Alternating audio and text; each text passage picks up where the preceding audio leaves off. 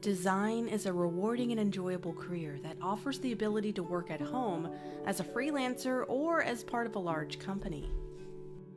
You can fill the role as a graphic designer in several ways, including a full-time in-house designer, a full-time freelance designer, or work at an ad agency as a graphic designer. So how do you become a graphic designer? A lot of people ask me that question and they want a step-by-step instructional guide to how to become a graphic designer. So this lesson will do just that and break it down to a nice simple step-by-step instruction. So what do I learn first and where do I get started? It's a little overwhelming at first for a lot of people. To become a confident graphic designer, you need to lay down some basic design theory foundations. Design theory is at the heart of strong design and can include things like color, layout, and typography theory. These are the core principles that make up most graphic design projects. Think about what grabs your attention when scrolling through your Instagram or Facebook feed. Ask yourself, what makes me want to click on that ad? This is the critical question you help answer for companies and clients when you are a graphic designer. What is the headline?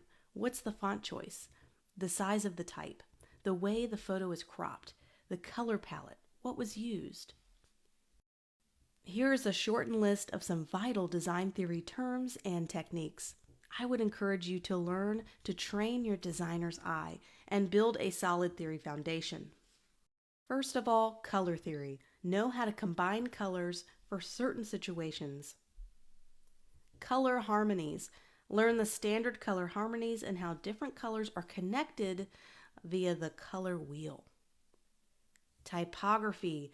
This is a big one. Know the difference between different font types like sans serif, serif, script, decorative, and more. Font pairing.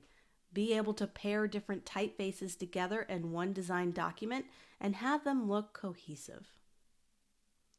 Type and layout hierarchy. Learn how to focus the viewer on the most important items first to the least important. Layout. Knowing which layouts work best for certain situations. Contrast and scale. Learn how to use contrast and scale. Design psychology.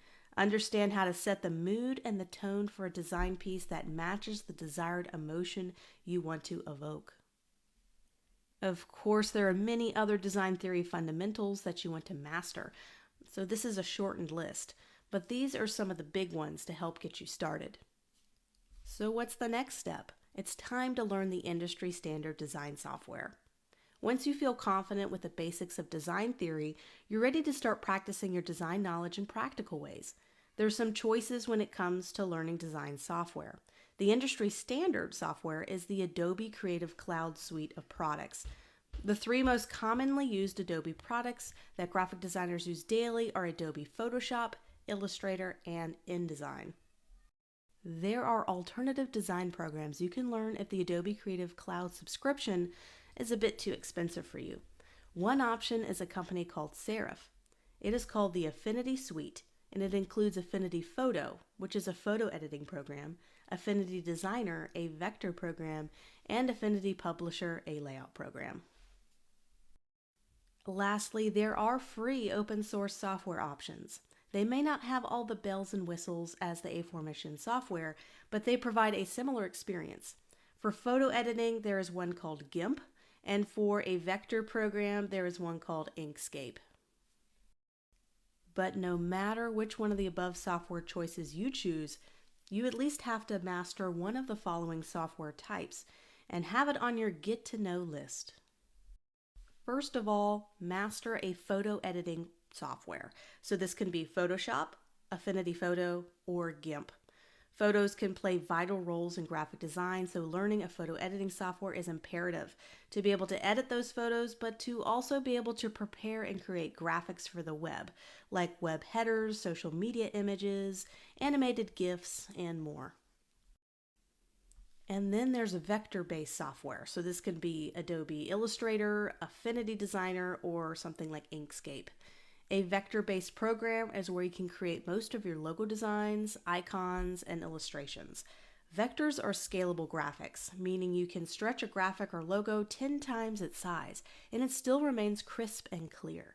Vector software has something called the pen tool as well, which makes crafting and editing custom shapes for logo designs, icon designs, and more a breeze.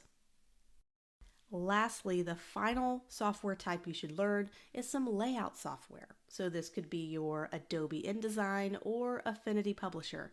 And knowing layout software is required if you want to be able to do layout and design large books, magazines, and PDFs.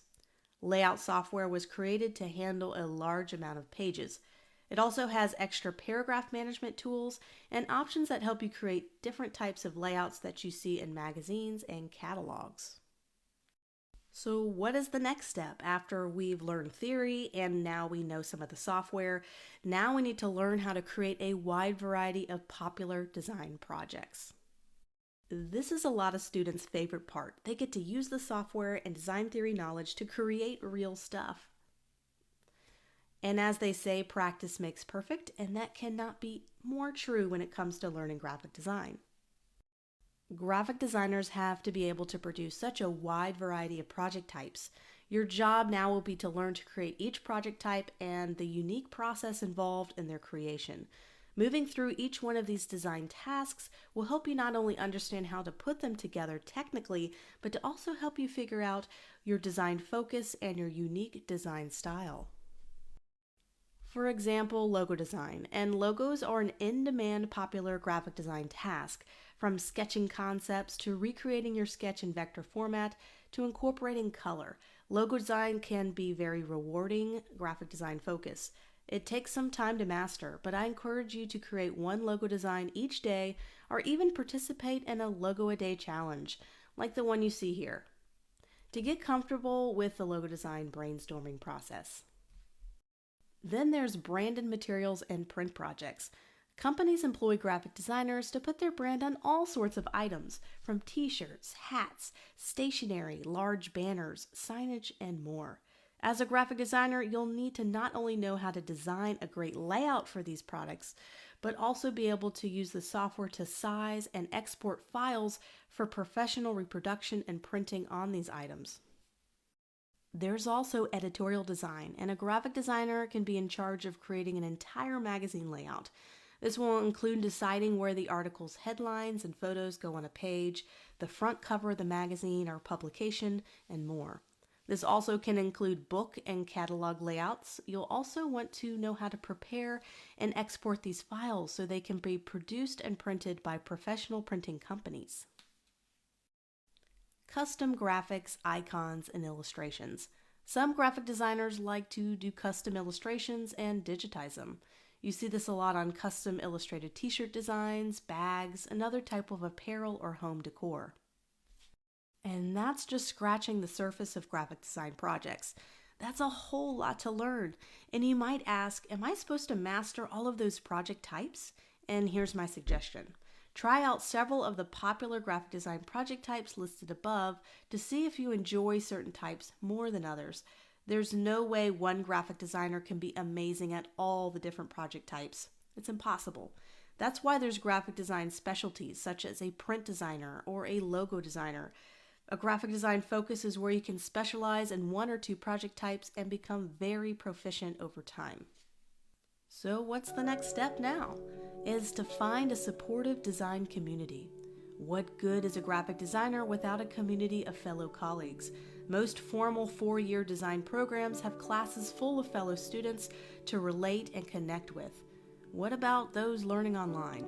There's several great websites that can help you join together with other designers to provide feedback on your work and to give feedback to others.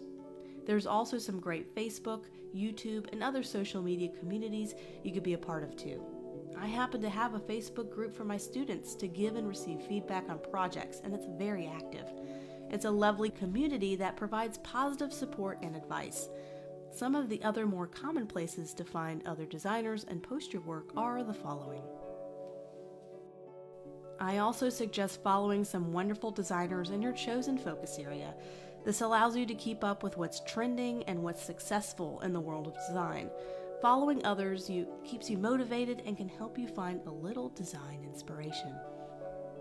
So the next step, kind of an unspoken step, but kind of important because we want to learn how to become a graphic designer, some of us for fun, but some of us to make a living or to make some side income. So I've given you the framework for getting started, and perhaps you feel a little bit overwhelmed with all you need to learn. After all, you are learning new concepts, software, and how to put it all together in action. But the first thing I want you to do is to relax. You've got this. Just take it one step at a time. Becoming a graphic designer does take a little bit of patience, but with each new endeavor, you will gain confidence and experience through time. I would start off with a smaller little projects and work your way up to large projects, depending on what your design focus will be. You can slowly move your way to some paid work, and this might be testing the waters by finding a small job on a website called Upwork or Fiverr.com, or it may mean connecting with local businesses to see if they need any design work. There's also the option of applying to full-time entry-level positions at a company. This would require you to build and design a portfolio that contained all of your practice work you've created at this point. But that's another article and another course for another day. Once again, try not to feel overwhelmed. Once you start down that road of this learning journey, you'll find that graphic design is an incredibly exciting and rewardable career.